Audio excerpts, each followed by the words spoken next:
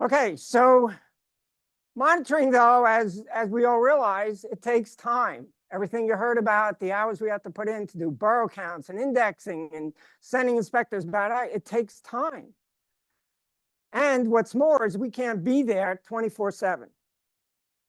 How many people here are doing inspections at 3 a.m. in the morning?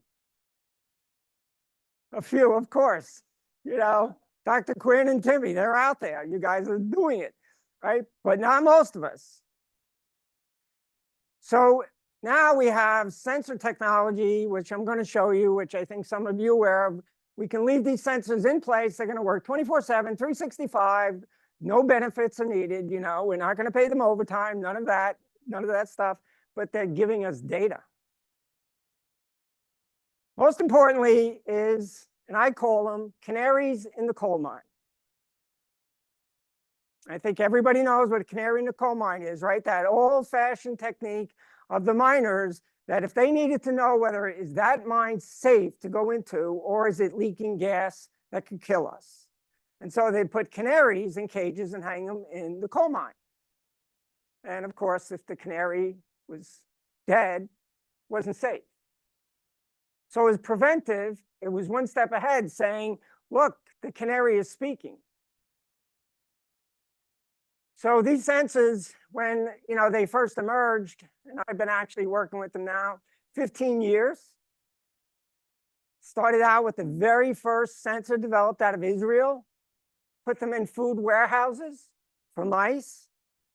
And within the first 3 weeks, I'm like game changer to myself, working with rodents. And this was to protect warehouses against mice. And so right away, we started saying, holy cow, these little sensors are telling us out of the thousands of pallets in the warehouse, where are the mice? So, well, what if we started thinking about this from a public health point of view and put them in cities? And at first, quite frankly, the companies that would make them said, that's not really our goal. Our goal is to put them out for all the exterminators that service food plants and restaurants and so forth. So if we look at this, if we dive in, and I first want to start out by acknowledging, I have a sensor team here, right? Starts out with Mario Merlino. Mario, where are you sitting? Mario, hello. And then we have Rick Simeone right here, who approves of 2 employees right here that I need constantly, which you can see is Mohan Dash and Anthony Bhaskar. You guys are super because they're out there all the time in the field, collecting the data, refreshing the sensors, checking data and everything. So this is part of a whole team of the names I just mentioned. I'm going to chime in. We heard this all day long. I think in a nutshell, it's no doubt about it that species to species, if Martians came down from outer space and said, hey, how's it going with this, quote, race that you're constantly against with this animal called rats? The rats are outpacing us on a global scale, right? We're having our temporary victories here and there, and this is a big event. This is an inaugural. This is probably going to go a long way in terms of us being able to make some progress. And the future is looking really cool. But it's mostly because we heard this morning. Rats, most people do not get up and think about, hey, I wonder what's going on with the rats today. I wonder what I should do myself right outside my own house, in my own apartment, or my own dwelling to do to not allow rats to be rewarded. So we don't give them required attention it needs to manage these animals. And we can't keep up with, especially now, because we kind of let them get away from us. Remember, these animals started in only one area, Mongolia. That's where they started. And now they're all over the planet, for the most part. So they're in all the spaces, and we can't get to them. And even as tomorrow you're going to hear from Leah Helms from Seattle and others, what do we do about sewers? Because it's their favorite home. So we can't offset that replenishment speed that you heard about with Dr. Richardson. But these are the bright spots. This is where we're going forward. So we're at least going to be able to, I hope everybody leaves feeling, you know what? We're getting there. It's kind of interesting, you know, when Caroline just showed all that data showing all the effort going into trying to address the issues with rat mitigation zones. Here we are, 2024, New York City with this summit, and we're just basically starting containerization. Wow, like no food, no rats. If you go back, there's publications, 1909, David Lance in 1909 basically said, no food, no rats. He was with the Fish and Wildlife Service. I have his original booklet. To me, it's a 100-page book. I'm like, this is one of the best written things. It's 1909. David was there. I'd also like to stress before I show the census, that word right there, which again has been woven all through the fabric of today, prevention, that's the anchor word for the science of public health. And all day long, we heard the river of public health and Health One, and how important that all of this coordinates together. But prevention is where it all starts. So how does census fit into prevention? And there should be a 1 there in front of Eversmart. Eversmart is one type of sensor from one company, Microshare. Second sensor, which actually is the ones we started out with, is a sensor called ActiveSense from the Quativa Corporation. For those of you that are multidisciplinary here, and some of you are with termites especially, you know, Quativa is the ones that make the termite baits called Centricon, which is so darn successful. Everyone thought you have to treat for termites by putting gallons and gallons of termiticide into trenches outside homes. And now we realize the fact of the matter is the termite baits take out the colonies. Fabulous. But that came through technological development. So it's these two we've been working with here in New York City. And in fact, that's my hand holding a sensor right here. I have some in my pockets to show you size. Right here is that. I can close my hand, you can't even see it. You can put it in, I'll show you, you can put it in bait stations, you can put it in different areas, you can, a rodent goes by, that's an infrared sensor, what have you. Every time a rodent goes by either one of these sensors, the other one, same thing, you can fit it in pocket. I get it on my iPhone. From the iPhone, it goes to the cloud, and you get data dashboards, and you get data, I'll show you, into neighborhoods and buildings, schools, whatever you wish to get data about for activity. Now, these are not meant, they're not meant to say, well, rats are active in a neighborhood or not, especially in rat-afflicted cities throughout the world. All our guests here today.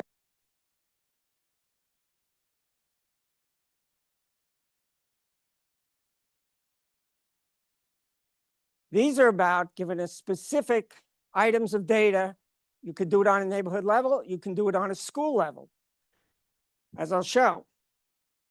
Let's see, I'm swapping out my equipment, putting down my pointer and picking up sensors. Okay, so here's the other sensor as it looks. Look at that chip in the middle. Very, very powerful. Right, it's going to give you time, it's going to give you temperature if you want that kind of thing. It's going to give you location, it's going to geomap it for you. So I went to Mario Merlino when I came back to DOH, and I said, hey, Mario, there's some technology out there, you know, that's looking like it might have some applications for city public health and so forth. And, you know, without good administrators like Mario, without that yes or no that you need, you're not going anywhere. So Mario was like, yep, this is good. This looks good. I gave him some reading material. Yep, I think we should give this a go. We contacted the companies and we said, let's make a deal. You send us all the equipment. We do the pilots. No charge from you to us. We'll let you know what we find out. So we've been at this now for 1.5 years. It's still going right now. Mohan was just out in the field yesterday with Anthony working on it. So we work, and Caroline, when we started this up, Caroline came back and said, hey, you know what? Maybe you should try some of the sensors in our risk mitigation zones that we're working so hard in. Let's see if it matches up. So that's what we did. And right away, we started heading out with Caroline's work and said, let's tie these things together. But in addition, we played with these in parks and schools with NYCHA, with Josie. We played with these in warehouses, museums, some pretty famous museums, conservatory parks, migrant respite centers. The bottom line is there's almost no place you can't use these if you want information. I just had one of the largest airports in the United States contact me and said, we want to get set up on those remote sensors. I said, well, okay, but just as an overview, you're probably going to need something like 700 sensors when they give me this space. I said, you're going to need somebody to monitor these. You're going to make sure you're using dashboards and responding to them, because none of us want mice or rats on an airplane. Right? We all know that the word rodent means to chew. And they think wires look like plant stems. I'm always nervous. I fly a lot. I'm thinking I want sensors in my airplanes up in the ceilings. I predict, I'll just state it here, I predict it's a no-brainer. There'll be sensors in every single airport, every single plane that takes off. Of course. Right? So nobody's going up into those ceilings on a regular basis looking with a flashlight to see whether or not there's mice or rats up there. They usually respond to complaints. The mechanics do have preventive maintenance, whatnot, but a mouse below all those wire bundles will be very difficult to see. So, sorry for going backwards. So here too, just like we've seen all day when we're talking about neighborhoods, and Caroline just mentioned it, it's about, we know which areas of a neighborhood are predictably, and again, back to Jonathan's work also this morning, it's predictable the types of areas and conditions and conducive conditions and wicked problems, and when we put it together, that even without any technology, you can predict probably which areas are going to be hot or a mitigation zone for rodents. So you're looking at stars that I put onto a map as to what areas like, let's put out sensors and measure activity in just a very small restricted area, in addition to inspection data. And so right there, I can put out sensors, put them out in different numbers. We can monitor them from our computers, our laptops, our phones, what have you, and see what's going on. Here's an alleyway in that area. That bait box has a sensor in it. I don't know, when you first set it up, for me, it's kind of fun. I go home, I'm relaxing at night, relaxing, and my phone's going off, you got a rat. I'm like, oh man, this is great. I leave my phone on, I get a certain sound at night. I tell people my phone at night, when it has a rat and a sensor, my phone goes off with a very specific beep that I put on it. I'm in bed with my wife. The sensor goes off and my wife goes, you got another one. It's become our pillow talk, So it's a situation where alleyways, tree pits, it's amazing. I put these in tree pits, we'll go out, we'll put them in tree pits. We say, yep, that tree pit's being used over and over, or nope, they're not bothering with that tree pit. And then, as I'll show you, the question becomes, why? Why would they be in one tree pit and not another? Or why would they be on the west wall of a school but not on the east wall? Because that's what the sensors will give us. So there's a sensor in a bait station with rodenticide bait right there, right? We also, in many cases, put these sensors in bait stations just for monitoring with no toxic baits, but they are baits and so forth. Nothing complicated here. Sensor is using double stick tape to the roof of a bait station. You put it in the right spot. I call biospotting. Instead of just putting it along a wall, you need to know where to put these bait stations. And then the rats will speak, or the mice. So it's pretty simple stuff. So here we have, another station. And in this case, that's DTEX bait, there's no toxicant in that. You'll see some people say, well, how do you know what's active in the station that set off the alert? Could a mouse set it? The mouse will set it off. Could a big cockroach set it off? Yes, a big cockroach could set it off. But when you start getting alerts and you're starting to get pigs, you can check the base station. Those of us rodentologists and you know, pest control professionals, you're going to see the signs. You'll see droppings, of course, mouse droppings, rat droppings. You may see hair. You may see the mess and so forth, right? So Pocket Park, right behind Department of Health in New York City, right here, there's a bait station with the sensor there, but it's a monitor station. We're not using toxic baits in that situation. We don't want to use toxic baits, especially second generation, as you heard from Maureen this morning. We do not want to do that. So we won't have to put out toxic baits on a preventive basis if there's no activity, or if there is, what are we going to do about it? This is a PS school, PS 181, and actually I show it because I went back. I went to PS 81 as a little kid here in Brooklyn. So I said, if a school's going to get these first, I want it to be my school. So public housing, you know, as you're going to hear about from Josie tomorrow and talk about within the tables and what have you, when we break into groups tomorrow, you know, public housing, valuable to know if you have something like 400 buildings in a big city like New York City, you want canaries in the coal mine if something's beginning to really increase, that you can send out, you know, a special rat team, you know, and they go out and say, why? Why is building 46 getting so many alerts? Canaries. So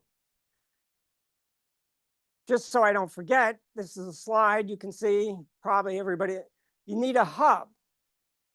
You need a gateway so that the sensors inside these stations will, when they're alerted, they speak to the hub, if you will. The hub sends it to the cloud, back down to us. The typical sensor technology. Nothing super sophisticated here. And with our Cortiva, the ones we use the most, this software gives us a Google Earth look.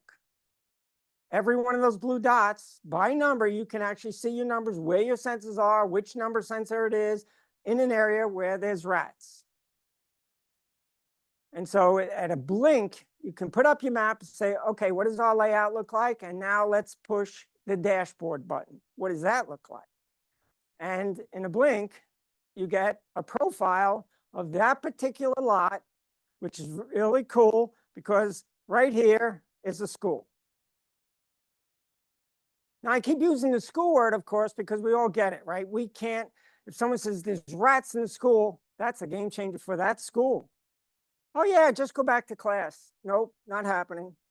And if a rat runs through a school at the middle of 1 p.m. in the afternoon, it's like school's over, right? So it's especially the cases when we talk about diseases and so forth that we covered this morning. Well, we put them in ceilings.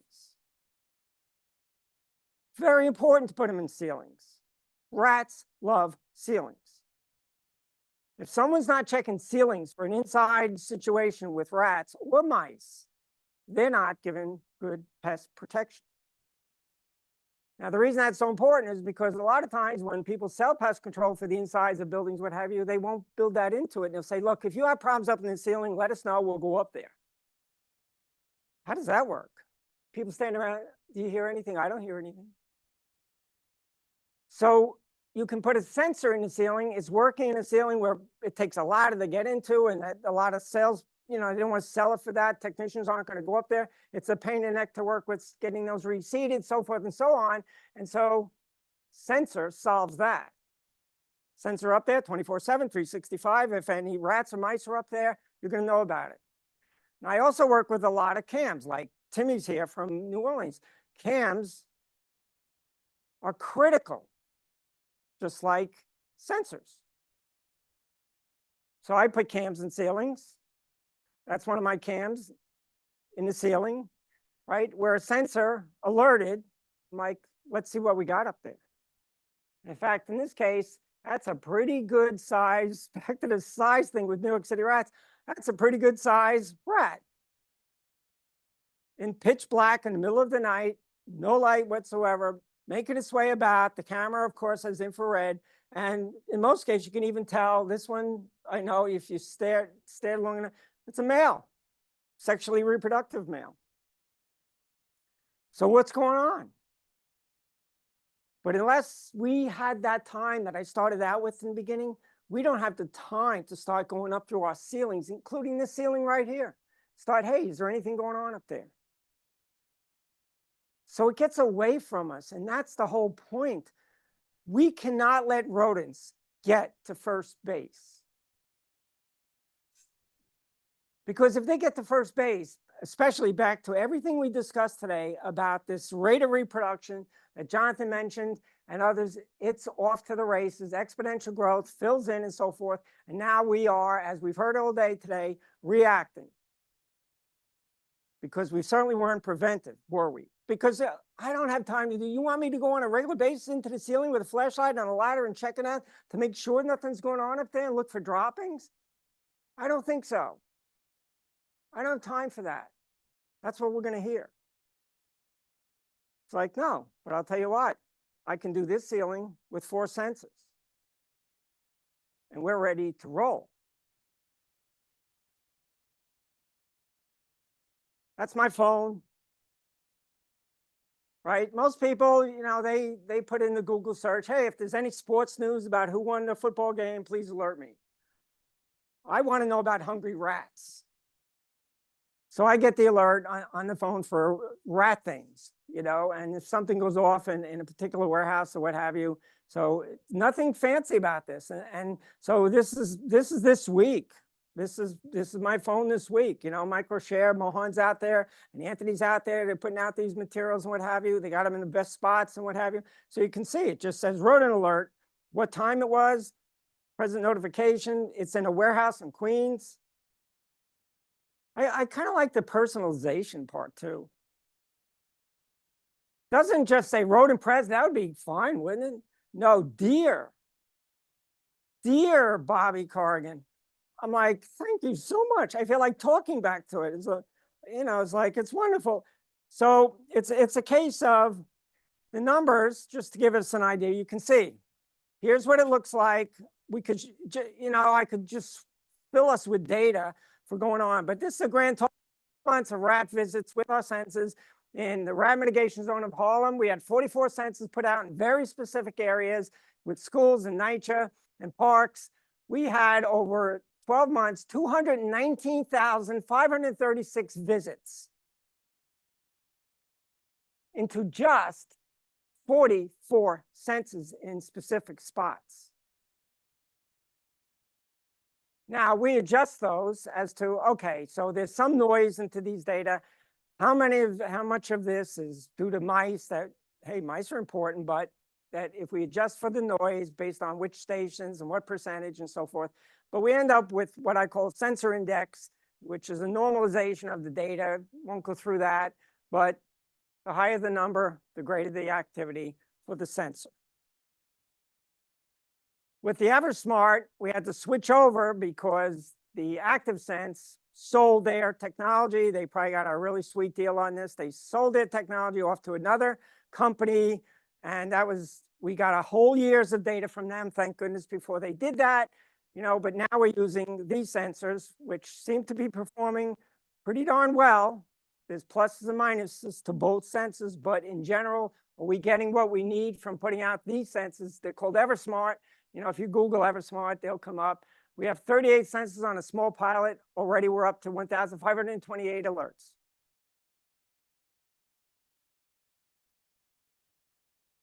So again, we've gone through so much data, screens today.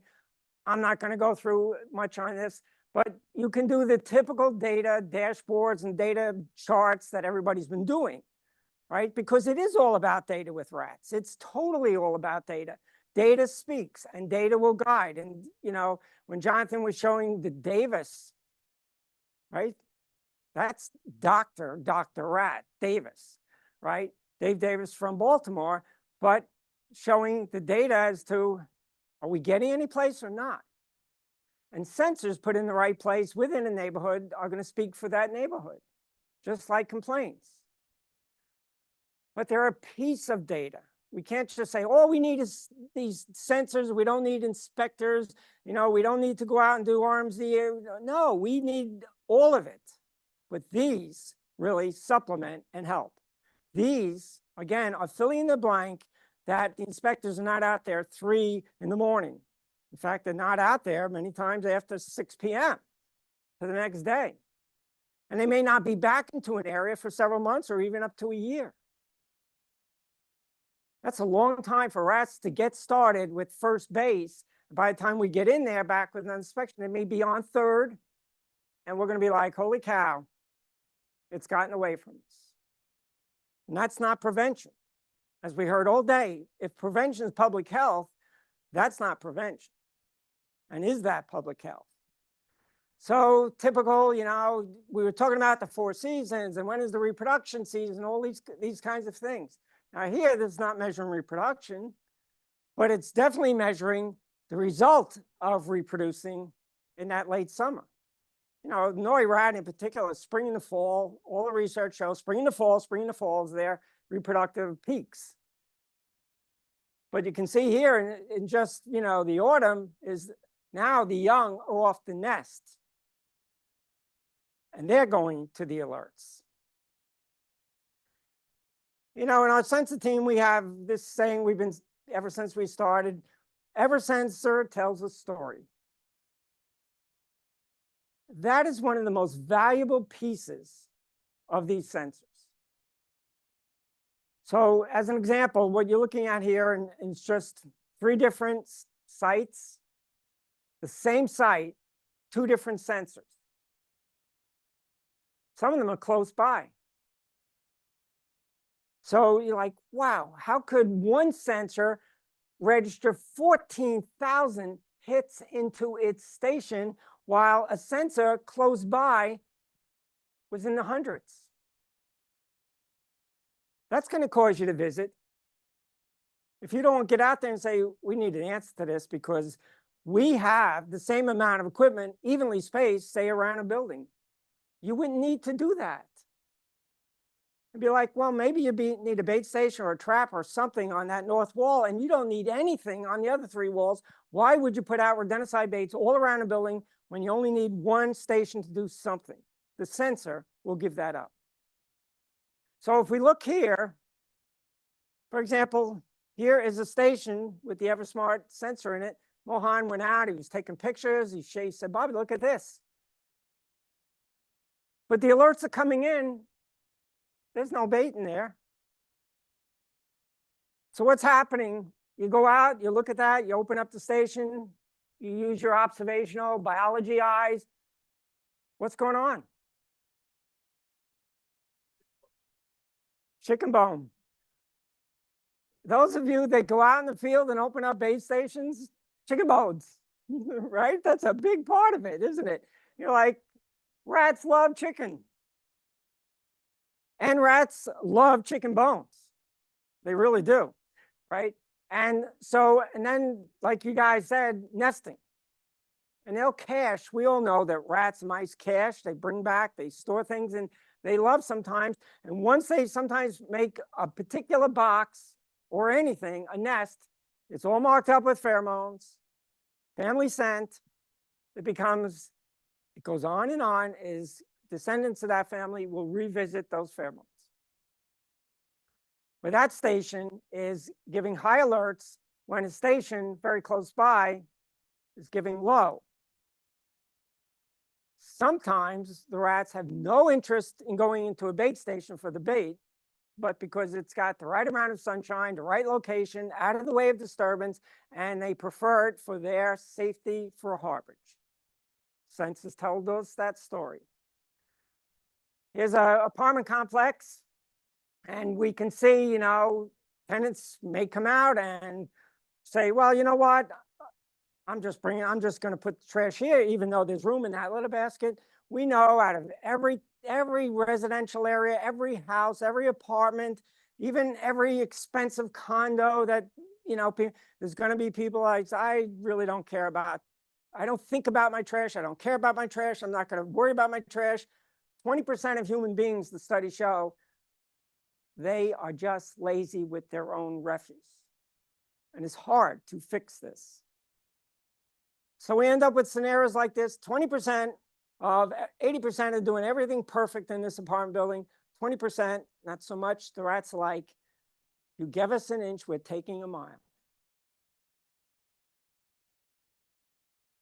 That box right there is right by that mess.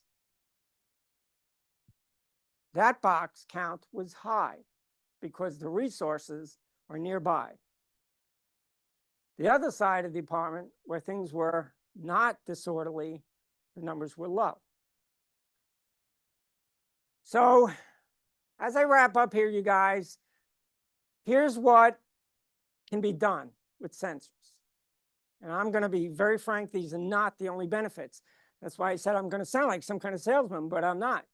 But these canaries can tell us the hot spots of building exteriors, the causative reasons, because we need that human element to go and interpret what the sensor is sending us, is why. Why is this sensor so high? Why is this sensor low? Maybe we don't have to do a darn thing here. Let's take out the element. It can tell you the time of peak activity. What time of the night. We did this, it was like, hey, between 3 and 5 in the morning is when all the activity was happening at this particular area. You go down the street and of all things, it's 5 p.m. to 6 p.m. But at least now you're getting an idea, when can you do treatments or not do treatments? By knowing the peak activity periods, sending out teams, for example, that are using Burrow RX machine that we heard of, when is the best time to do that? And when should you not do that relative to getting the rats in the burrow sleeping, right? Extermination results before and after. We're going to go with an extermination campaign. We know there's burrows everywhere. Caroline's team counted 126 burrows, what have you. We're going to go in and we're going to treat all those burrows with the Burrow RX or dry ice or something. Do it. You do it. And then before and after proof that, check this out. The census before had 780, but afterwards it had 0, whatever you're trying to get to, right? Disturbance impact. We all know that rats from time to time, yes, they stay permanent in their areas where everything's working, but there's floods, there's heavy rains, there's construction, there's all these disturbance factors, and off they go to different nearby areas. Seasonal shifts in surface activity all the time is occurring. Sudden eruptions, well, what would cause that? And again, as you can see, if there's a sudden eruption and all of a sudden you're watching your computer screen and it's like, and Mohan would say this to me all the time, hey, Bobby, we have a problem. I just want to, we sit cubicle by cubicle. I'm just telling you, sensor number 62, it all of a sudden last night, I'm like, okay, we need to know why. Early intervention. We don't want to give these rats another 3 months, Mohan. We don't want to just forget about it. We're getting on it. So canaries in the coal mine in that regard. And of course, sustainable results assessments. That word has been all over today, sustainable. Next week, I'll be in a meeting, in fact, with Claudia, she mentioned, in Berlin, Germany. The name of their meeting is Sustainability in Rodent Control. Because we have seen today, and Jonathan showed it and others and what have you, Baltimore, we have a case where 100 years could go by and the data show didn't get anywhere. So we have to be about sustainability. We have to be there. Otherwise, what are we doing? Yes, it's true we're not going to get these zeros, and we shouldn't be chasing, like, we guarantee we're going to get, as close to 0 as possible. And what are we aiming for, which I heard from Kaylee and Chesley. It's one of those cases where we want to make sure that we know where we're going. So if we sum this up, the most important benefits is this early intervention, supplemental surveillance capabilities on around the clock, and population indices for either an area, a block, a park, sewer, airport, and that actually the et cetera, I think, is the most important. So I'm going to stop here, but I'm going to make a comment. Technology is without a doubt, it's heading our way. There's new things right now being developed, especially with the People are worried about what's going to happen with the baits, the second generation anticoagulant baits. Personally, as Maureen pointed out beautifully, I think they are so harmful to the environment. They are the DDT of our time. Now, indoors, there may be applications where if something's being used indoors or something and it's not going to be that ecological reach and stretch, that's one thing. But if you dive into the literature of what's going on with baits, you can dive in, as Maureen pointed out, you can Journal of Herpetology, Journal of Mammalogy, Ornithology. You can go right down every single one of the biome kinds of things, and you're going to now see publications. We found them in this. We found them in this. We found the baits in this. The reason I mention that is in the future, we're going to need additional progressive technology to take us to different places. But prevention at least gets us there by saying, we're speaking to you, don't let them get to second base. So you'd have to start loading up on the pesticides. And so it's early enough that through some trapping and rodent proofing and the smart things of IPN, we can at least stem off this environmental impact of just putting out baits and seeing what happens. So I'm going to stop and say thank you. It's been a real pleasure today.